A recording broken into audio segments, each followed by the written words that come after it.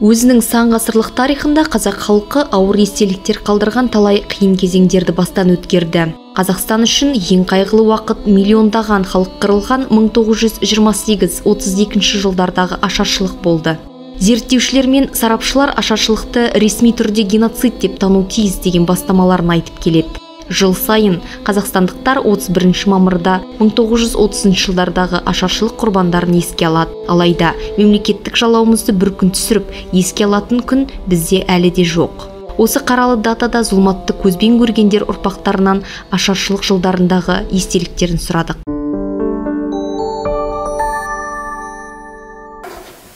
Ашаршылық деген өте қиын нәрсе болған. 30-31 жылдар, 32 жылдар өте қатты болған. Особый мынау 31 жылманан 32 жылдары қатты болған. Жаңа ашаршылықтағы адамдардың бірі сандалып кеткен.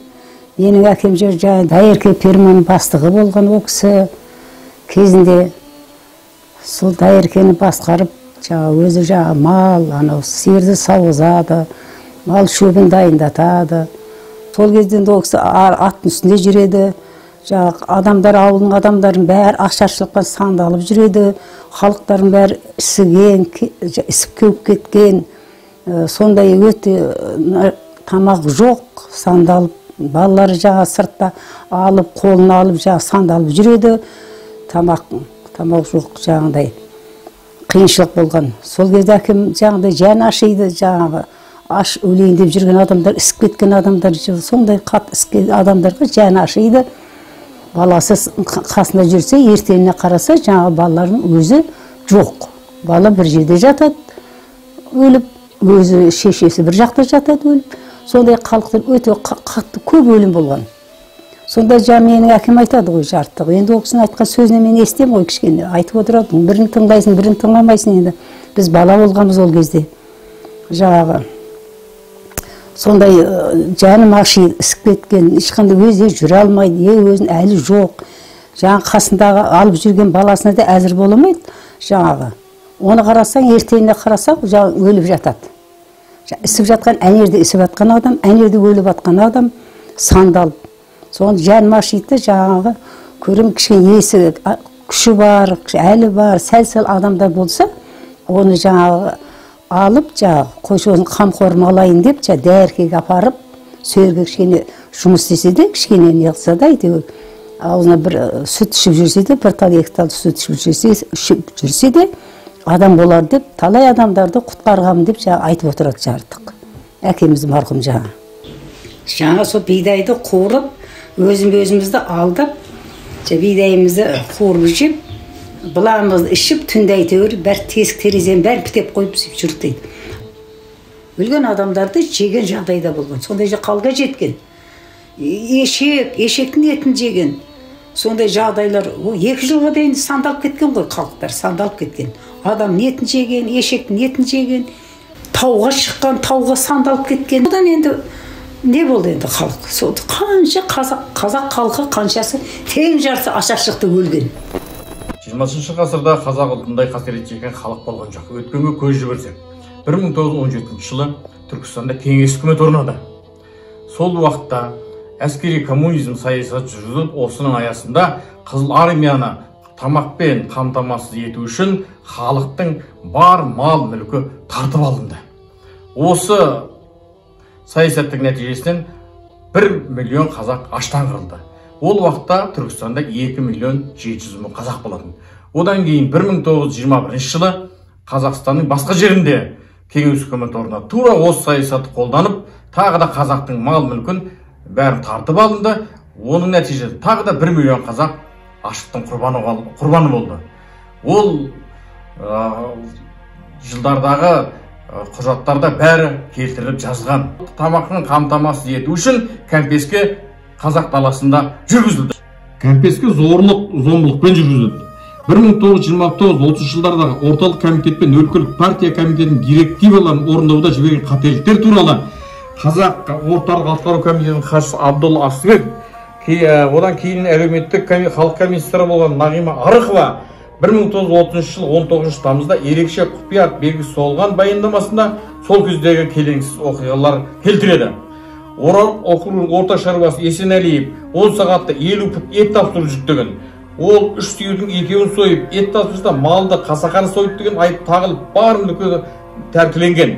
Елек ауданында 200-ке дейін астық өткізген үшін тұтқындалған. Олар астық өту үшін малдары сатып, астық айырбастаса, малдары сатқан үшін сотталған. Ақтөбе облысының Ақкөмер ауылында Пазунов деген қазақтарды үйден шығармай қамап, қарсылық көрсеткендердің аузына кәресін қиып, өртеп, қорлап қинаған. Жәнібек ауылында уәкілдер мас болып, әйелдер мен жас қыздарды зорлаған. Оларды отқа өртейміз деп қорқытып, қарға жалаң аяқ жүргізген. Осындай келеңсіз оқиғалар көптеп кездеседі. Мысалы, Сычев деген НКВД-ның басшысы Шет ауданында қазақтарды атып өлтіріп, қан ішкенін құпия құжаттарға аяқтайды. Сол кезде орталық комитеттің хатшысы Галютов деген мына отырықшыландыруға, кәмпескелеуге қарсы келген адамдарды сотсыз ештеңесіз атып тастау керек деген жаңағындай бұйрық шығарған. Мұндай келеңсіз оқиғалар өте көп кездеседі. Сол жылдары, мысалы 1929 жыл Қазақстанда 40 миллионды мал болса, ал 1932 жылдар, 33 жылдары 4 миллиондай мал қалған. Ал енді қараңыз, мынандай құпия құжаттар бар. Аштан қырылып көмусіз қалғандардың моласын айырған Қазақстанға 1930 жылдың 1 ақпанында Ресейден 1 миллион адамды қоныстандыру туралы ОГПУ төрағасының орынбасары Ягоданың қолы қойылған нөмірі 568 директивасы шықты. Осы жылдың 10 ақпанында Ягода мен ГУЛАГтың бастығы Бергман Сталинге жазған нөмірі 570 хатта 2 миллион адамды Қазақстанға жер аудару жоспарын қалай іске асырып жатқандарын айтады. Ал осы жоспарда көшіп келгендерге жататын жері, жұмыс орны, мектеп бәрі қарастырылды. Бұл фактілер орталықтың қазақты жою жолындағы жоспарлы саясатын көрсетеді. Осылай жалғаса берер ме еді, қайтер еді? 1941 жылы Гитлер өзінің басқыншылық соғысын ашпағанда. Осы Гитлердің соғысы ашқан бүкіл дүниежүзілік әлемдік басқыншылық соғысы, қанқұйлы соғысы. Мынау қазақты қару жөнінде жасаған мынау Мәскеудің саясатының алдында өрт қойып тоқтатқандай болды. Сол кезде бүкіл мазар соғыс қалды да, басқа мына саясат тоқтады, қазақты қыру саясаты тоқтады. 1917, 1921, 1931 жылдары қолдан жасалған алапат ашаршылықтан қазақтың 70% аштан қырылып қалды. Бұл нағыз геноцид. Халықаралық құқық бойынша геноцид жасаған мемлекет саяси жауапқа тартылу керек. Ал осыны орындаушылар қылмыстық жауапқа тартылу керек. Оған кінәлі кім десек, бұл жаңа Кремльдің зұлым саясаты осы қазақтың осындай қырылуына себепші болған. Ал осыған жауап бердің қазіргі Ресейдің мемлекеті болу керек осында. Енді 2014 жылдан бері ашаршылық құрбандары қоғамдық бірлестігінің белсенділері әртүрлі инстанцияға бір күні аза тұту күнінде белгілеу керек. Осы күні мемлекетімізде демалыс жарияланып, туымыз төмен түсіріліп, азалы музыка ойналып, ашаршылық құрбандарына арнап Құран оқылып, ас берілу керек деген бастама көтеріліп береміз. Бірнеше хат жаздық, депутаттарға жаздық, жоғары кеңеске жаздық. Ешқандай жауап болған жоқ. Ең соңғы хатымыз 2019 жылы президент Тоқаевқа жаздық. Оған дәлі мардымсыз жауап алған жоқпыз. Өткенді білмесек, болашағымыз бұлыңғыр. Сондықтан біздің болашағымыз жарқын болу үшін өткендегі қасіретіміз, қайғымыз қазақ білу керек, болашақ ұрпақ білу керек. Сол үшін барлығымыз атсалысуымыз керек. 29 жылдар болды. 29 жылдың басында бастап 31 жыл болды ғой ашаршылық. Мен 30 жыл тудым. Ой Алла, тәубе Құдай. Апам айтып отырады оған әйтеуір. Енді бір үйде жанда түгіл барлығы. Әрбіреуің әр жерде өлесіңдер ме, бірақ жерде өліңдер деп қамап кетіпті. Өз балаларын өздері. Мен шешемдер енді сонда болды ғой, енді сонда болды енді олар. Енді бір үйлі жандар түгіл енді не киім жоқ, не тамақ жоқ дейді. Аштан аш енді, ашаршылықта енді бір үйлі жан түгіл бір ағалары кеп біреуді Сендер әрбіреуің әр жерде өлесіңдер ме, оны да бірақ жерде өліңдер деп, үйлеріне қамап кетсе, ертеңінде қайтып келсе, әрлердің бәрі түгіл қисайып қапты бәрі өліп. Ойламай бәрі де болды ғой бірақ. Ерге тамақ жоқ, киерге киім жоқ, қайтеді. Аш болғаннан кейін бірін-бірі жемегенде. Құдай енді оның бетін әліғысын деп апам сөйтіп отыратын өзім шешем. Сендер көрмеңдер ештеңені білмеңдер. Өздерің қазір сендерге жақсы, өзіңгі замандарың жақсы деп. Өзім шешем сөйтіп отыратын өзім әкем 97-сінде қайтыс болды. Менің өзім 92-ге келдім.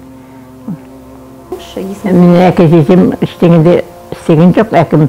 Әкем аңғайалғы мақтылардың жанында жүрді атта. Кепеулердің қастарында болған қайағы әкем өзі орыс арасында өсті дағы. Өзінің інілерінің бәрі Ноғай Сібірде болды, Өскеменде болды. Соларға барып жүріп өзінің қай орысшысы. Біледі әкем сол орысша білгеннен кейін әкемді жандарынан тастамайды, бәрі ертеп әкетеді. Әкем шешем үйде өзіммен бірге болды. Олар істеген жоқ. Құдай оның бетін әліғысын деп апам сөйтіп айтып отыратын осы. Сендер көрмей-ақ та қойыңдар, естімей-ақ та қойыңдар деп.